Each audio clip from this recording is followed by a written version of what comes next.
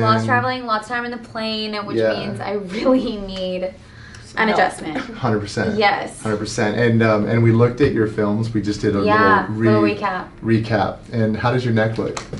Terrible. I just honestly, I remember that there was something wrong. Yeah. The last time I came in, and I was like, I remember it kind of shocked me because I didn't even know. And then we looked, and you told me that that was the cause for the majority of my stress was because of the tension in my neck, and I had no idea that those two correlated with each other. So I remember, and it's funny because I came in and you're like, how are you doing? I'm like, well, I'm stressed. So it's probably my neck again.